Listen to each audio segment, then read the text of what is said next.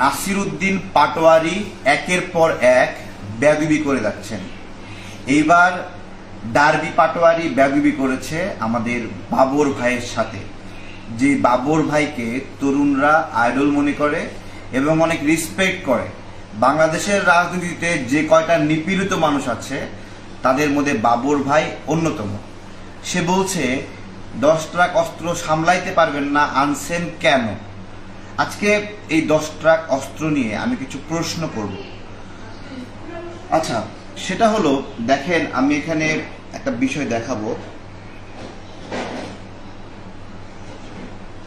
এই যে 10 ট্রাক অস্ত্র, এই যে দেখেন, এই যে অস্ত্রগুলো দেখা যাচ্ছে, যতটুকু দেখা যায় এই অস্ত্রটা হলো আপনার একটু দেখেন, এইটা এইটা এইটা এই 10 ট্রাক অস্ত্রের মধ্যে বেশিরভাগ অস্ত্র ছিল উজি রাইফেল।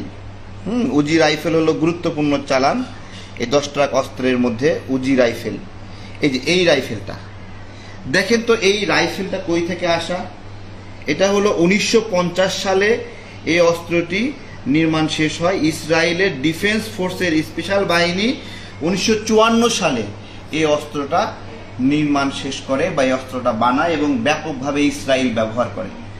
আমার যেটা প্রশ্ন, যে ওই সময় এই অস্ত্রটা সামনে আসার পরেই প্রথম নিউজ ছাপা হয় প্রথম আলো এবং ডেইলি স্টারে, এবং সেখানে একটা ন্যারেটিভ দেওয়া হয়, একটা গল্প দেওয়া হয়।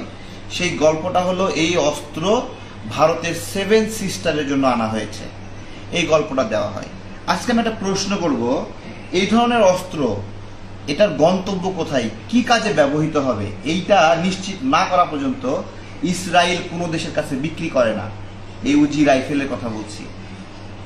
এই রাইফেল, এই গ্রেডের অস্ত্রগুলো ইসরায়েল কোথায় ব্যবহৃত হবে, এই অস্ত্রের গন্তব্য কোথায়, এটা নিশ্চিত না হওয়া পর্যন্ত এটা দেয় না। আমার প্রশ্ন হলো, ইসরায়েল কি ভারতের খারাপ চায় যে তারা এই যে বাবর সাহেবকে 10 ট্রাক অস্ত্রের মধ্যে উজি রাইফেলগুলো দিয়েছে? জাস্ট আপনারা বলবেন, ইসরায়েল ভারতের শত্রু না বন্ধু? জাস্ট এইটুকুতে আমি দেখিয়ে দিলাম যে এই 10 ট্রাক অস্ত্র এটা ছিল বিএনপির প্রতি একটা ষড়যন্ত্র। আমার ধারণা প্রথম আলোতে প্রথম ন্যারেটিভটা দেওয়া হয়েছিল যে 10 ট্রাক অস্ত্র 7 সিস্টারের জন্য আনা হয়েছে। মূলত এই অস্ত্রের বিষয়টাতে যখন সামনে আসলো তখন বিএনপি ব্যাপক চাপে পড়ে এবং এই চাপটা সামলানোর মতো অবস্থা ছিল না। এই 10 ট্রাক অস্ত্র ছিল বিএনপিকে ক্র্যাক ডাউন করার একটা ফাঁদ। আজকে আমি এই ব্যাখ্যাটা কেউ কখনো দিয়েছে কিনা আমি জানি না, আমি প্রেস ক্লাবে আরেকদিন এটা বলেছিলাম। আজকে যদি এই 10 ট্রাক অস্ত্রের কথা যদি বলি, যে এই 10 ট্রাক অস্ত্র 7 সিস্টারের জন্যই আনা হয়েছে ধরেন, ঠিক আছে। সামগ্রিকভাবে বাবর ভাই এই গণ অভ্যুত্থানের আগে প্রত্যেকটা দিন কোর্টে আসতো, এরকমভাবে বেরি পড়ায় নিয়ে আসতো, বোতামগুলো ঠিক নাই, নিপীড়নের শিকার হতে হতে হতে হতে লোকটা মানে হলো এমন একটা অবস্থা হয়ে গেছে যে মনে হয় ওনার মানসিক ভারসাম্য উনি হারাই ফেলছে। এবং এই গণ অভ্যুত্থানের পরে উনি যখন ছাড়া পাইলেন, ব্যথা, হার্টের সমস্যা, এই কারণে এই ধরনের একজন মানুষ, নিপীড়িত মানুষ, এবং এই যে আপনার হলো 7 সিস্টারের বাবা বলা হয় বাবর ভাইকে, আপনি যে দিক থেকে ন্যারেটিভটা নেন, এই মানুষের সাথে এরকম বেয়াদবি করা ঠিক হলো? বলেন। আপনি লিস্ট করেন না, বিএনপি, জামাত সহ বিভিন্ন দলে লিস্ট করেন, বাবর ভাইয়ের মতো নিপীড়নের শিকার হয়েছে এরকম একজন দেখাতে পারবেন? আজকে এই ডার্বি নাসির, সে একবার কক্সবাজার গিয়ে একজন নেতাকে অপমান করছে, এখানে গিয়ে অপমান করছে, ঠিক আছে। এই ভাই নেত্রকোনায় কি একজনও ছিল না এই শয়তানটারে ডলা দেওয়ার জন্য? হ্যাঁ, বাবর ভাইয়ের সাথে বেয়াদবি করে আসলো, নেত্রকোনার মানুষরা কেউ ছিলেন না? হ্যাঁ, আপনাদের সামনে এই বেয়াদবি করে যায় কিভাবে? হ্যাঁ, আজকে এদের দফায় দফায় চাঁদাবাজির খবর বের হচ্ছে।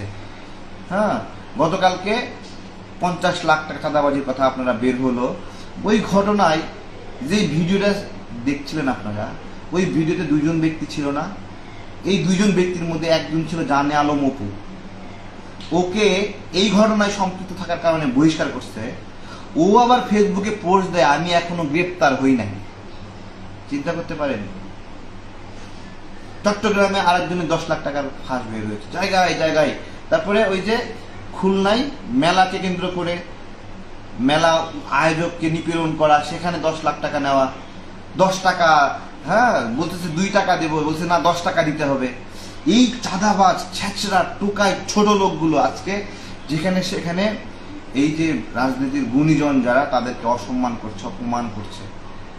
মানে সবকিছু ঠিক আছে, ওদের ফাতরামি করার লেভেলগুলো ঠিক আছে, এক্স্যাক্টলি বাবর ভাইকে নিয়ে এই ফাতরামি করবে নেত্রকোনার মানুষজন, একে কিছু করলেন না আপনারা? কিছু করা উচিত ছিল কিনা বলেন তো? আপনাদের মতামত কি জানাবেন। ধন্যবাদ সবাইকে, আসসালামু আলাইকুম।